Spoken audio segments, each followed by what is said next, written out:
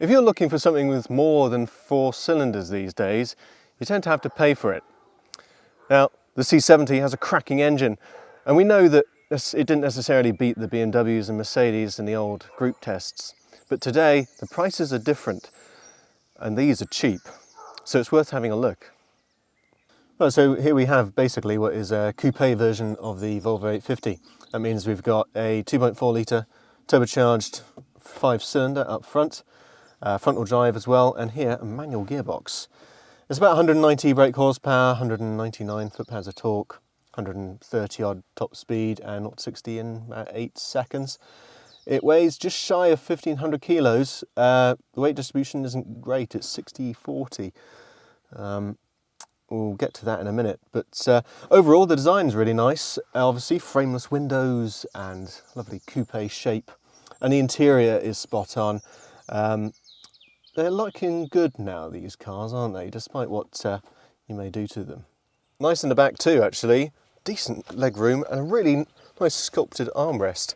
I could sit back here for a good long trip very easily. Anyway, enough of me blathering. Let's get on with the driving, shall we?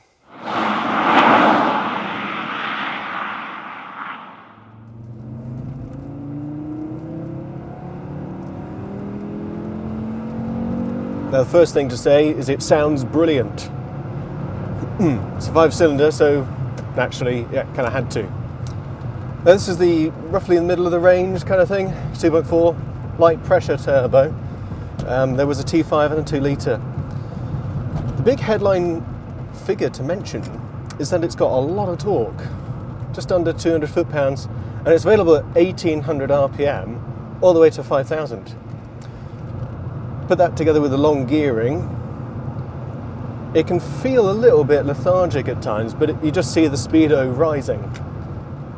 Brakes, gear change are okay. Oh, there we go, ran out of suspension travel. Of course it's 850 underneath, so we've got McPherson struts at the front and the Delta Link multi-link rear at the back.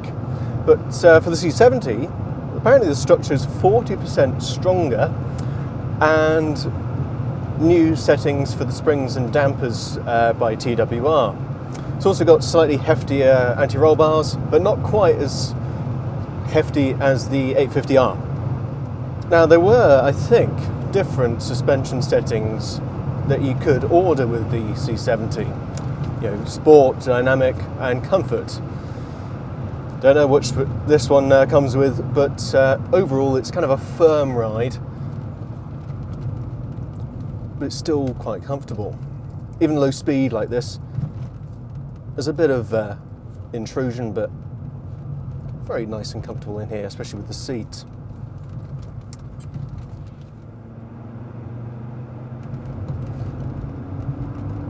Rolling on in third is fun. Build up the turbo pressure, and it really, past 4K, it really comes on song.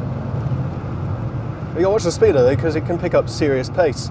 That's what it is really. It's a big GT car. It acquits itself okay in the corners, but eventually the front end will push.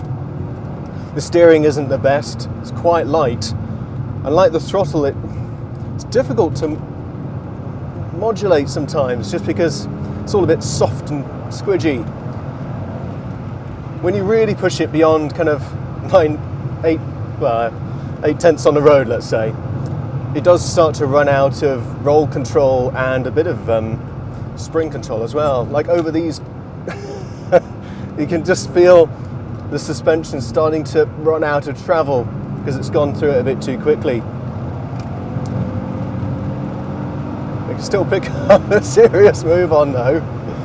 And the brakes are quite strong too. The T5 got stronger ones, bigger rotors at the front.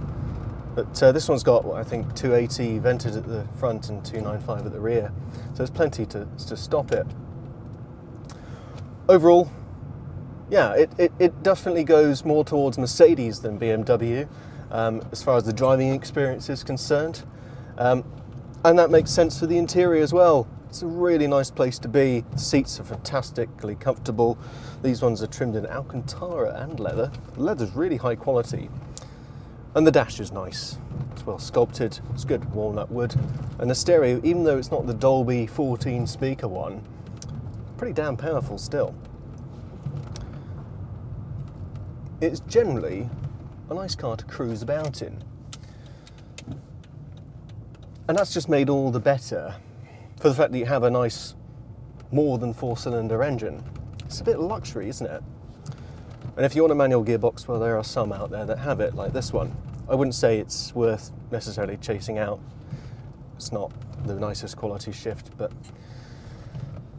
there you have it. It's something that's maybe a bit like a Mercedes, a little bit different. It's got a little bit of character. And for this money, you can even ignore the headlights and some of the other upgrades. Suffice to say, the owner of this car got it for less than a pint of beer. So I hope you've enjoyed that video anyway, and if you want to watch any more, well, subscribe and certainly like this video if you've liked it. Until the next one, see you guys soon. Oh, that was 4th gear. There we go. Let's overtake this Polo, shall we?